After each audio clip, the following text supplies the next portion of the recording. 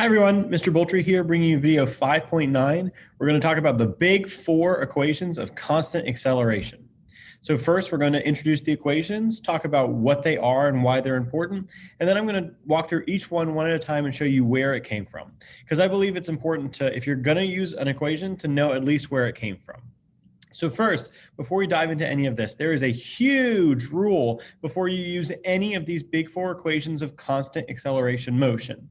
And that rule is that in order to use the equation, this condition must be met. The object must be experiencing a single constant acceleration.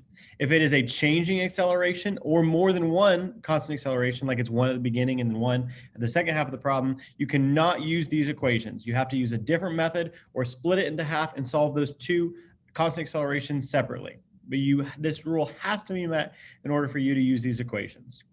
So here are the big four equations. At this point, you might want to pause and copy down the equations. We will talk about what each of them is and what they mean and what they're doing one at a time. But I just wanted to start right up front by showing you what the big four equations of constant acceleration motion are. And so also I wanted to talk just briefly about why are equations useful in general.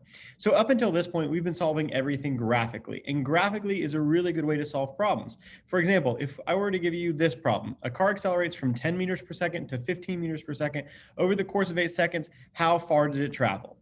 If you were to use a graphical approach, how would you solve this? Well, first you'd have to get your graph paper, you have to get your VT graph, you would do 10 meters per second to 15 meters per second, and then we know displacement is the area of a VT graph. So you have to find the area of this trapezoid, maybe by splitting it into a rectangle and a triangle, and then you would know the displacement, which that was probably like 4 or 5 or maybe even 6 steps, and it maybe took you 4 or 5 or maybe even 10 minutes to do all of that. Whereas if we have these equations, which are basically doing the same thing, just in a more systematic, easy to use format, we can just pick the right equation, substitute in the variables, and then have our answer in a 2-step process that takes 2 minutes. So that's why equations are useful. It allows us to do the things that we've already been doing graphically, just a little bit faster, a little bit easier, a little bit more convenient. So that's why the equations are useful. But then the next question is, well, why are there 4 equations? Why can't, that's a lot to remember. Thankfully, you can just write them down in your lab notebook. You don't have to memorize them, but still, that's a lot to work with. And the reason why there are 4 is if we think about the kind of things that I could give you in a constant acceleration problem. I might give you the change in position, a change in velocity, an acceleration, change in time. And you'll notice that change in velocity is mostly in the initial velocity and the final velocity. So with these 5 variables in a constant acceleration problem. Let's say that I gave you a problem and I didn't give you any information about the change in position. But I asked you, let's say I gave you the initial velocity, the final velocity, the acceleration. I asked you to find the change in time. Well, you're going to look over here and, well, which equation do we use? If we don't have any information about change in position, we're going to grab the equation that doesn't have change in position in it, because that's going to allow us to solve for the other variable. Assuming that we know final velocity, initial velocity, and acceleration, we can just do some algebra and solve for change in time. Let's do another example. Let's say I give you a problem and I don't give you final velocity, but I give you the other information. Well, we're going to go and we're going to look, well, this equation has final velocity in it, so I can't use that one. So does this one, and so does this one. So I'm going to be left using this second equation, and then given enough information, I can solve for the other variables. Let's say I gave you change in position, the initial velocity, and the acceleration. You could, again, use algebra to solve for the change in time. So hopefully you're seeing the pattern at this point. If I don't give you acceleration, you can use this third formula to solve for the other variables. And if I don't give you change in time, you can use this 4th formula to solve for the other variables. So to put it a different way, since there are 5 variables involved in constant acceleration problems, we need 4 equations so that if I give you 3 pieces of information, you can solve for any of the other 2 unknowns. So that's why there are 4 equations for constant acceleration. So now we have the equations written down. And like I said earlier, if you're going to use an equation, you have to know where it came from. At least you don't have to be able to derive it on a quiz or a test, but you have to have some understanding of where did this equation come from. It wasn't just made up out of nowhere. So the first one is the first equation that we showed you, and that's going to come from a velocity versus time graph. Remember, how did we define acceleration? We said it was the slope of a velocity versus time graph. And since slope is rise over run, that's going to be change in velocity over change in time. Well, remember, change just final minus initial. So I can say acceleration is the final velocity minus the initial velocity divided by the change in time. Then I can just do some algebra rearrangement, multiply both sides by delta t, and then add VF to both sides. And then this equation is the same as this equation, just with some algebra rearrangement. So this one just came from the definition of acceleration as the slope of a velocity versus time graph, rise over run. And don't forget the huge rule. In order to use any of these equations, it must be experiencing a single constant acceleration. Let's skip around a little bit and move to the third equation, because this one is kind of easy to understand where it came from. So delta P is another word for displacement or change in position. And we're going to go again back to our velocity versus time graph. Where do we see displacement on a velocity versus time graph? Hopefully you remember that it's the area between the velocity function and the horizontal axis. So in this situation, this is going to make sort of a trapezoidal shape. So you might have to go in your geometry textbook or just Google, what is the area for a trapezoid? And it's 1/2 times the sum of the bases times the height. Now remember, this is a trapezoid that's sort of on its side because the two bases are the two sides that are parallel, and the height is the this side right here. So in this situation, if we substitute in our variables, my two bases are the initial velocity and the final velocity, and the height is the change in time. So you'll notice that that's how we get the equation. 1/2 times the initial velocity plus the final velocity times the change in time.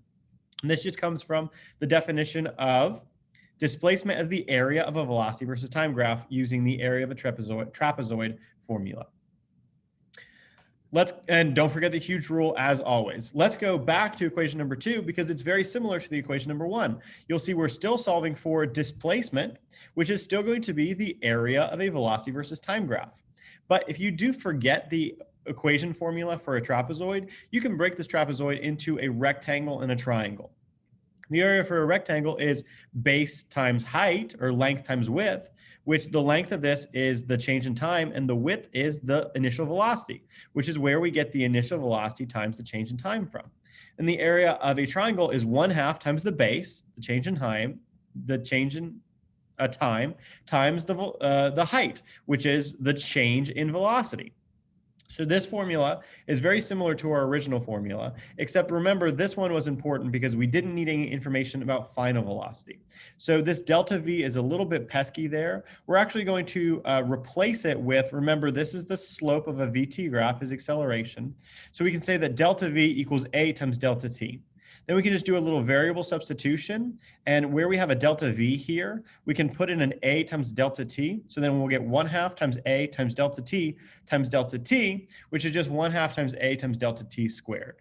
And there we have another equation, another way to solve for the displacement. But this time you can do it without any information about final velocity. As always, don't forget the huge rule. And this last equation is the hardest to derive. It's the most sort of mathematically complicated. So I don't want to do every single step, but let's take the first equation and the third equation. And remember, the whole point of this last equation is that it has nowhere in it any information about change in time. So what we can do is we can algebra rearrange this first equation to solve for change in time. I just move some stuff around using algebra to solve for change in time. And then what I can do is I can take this delta t, and anywhere I see a delta t, for example, over here, I can do a variable substitution. So instead of delta t, I'm going to have a VF minus VI divided by A. So the equation will look like this. So I know it doesn't look the same, but this equation is actually exactly identical to this equation, just with some algebra rearrangement. And I totally encourage you to check my math on that. The most important thing is don't forget to double distribute. So make sure you multiply the first by the first, the last by the last, the outside and the inside. Double distribute and then simplify, and you should get this equation. So that was a little bit complicated, but the most important thing to remember is that we just solved for one of the equations in terms of delta t and then substituted it into another equation. And why did we do that? So that we would have a final fourth equation that didn't have change in time anywhere in that equation. And then we just did some algebra simplification to make it look a little bit easier and ended up with our fourth equation. So long story short, this is where the four equations came from. The first one is just the definition of acceleration is the slope of a velocity versus time graph. The second, the number 2 and number 3 both came from the area of a velocity versus time graph, which we've defined as displacement. This is just using the triangle and the rectangle method, and this is using the trapezoid method. And the fourth and final equation, which doesn't have change in time anywhere in it, was a combination of two of the other equations so that we could eliminate the need to know time. And so that is going to wrap up video 5.4 on the big four equations. We are going to do equation practice in our next class and the class after that to get you ready for quiz 5D and for the test and the practicum and everything. So this is the last big thing that we're learning in this unit. So I'm looking forward to practicing this with you in our next class. But for now, go Bears.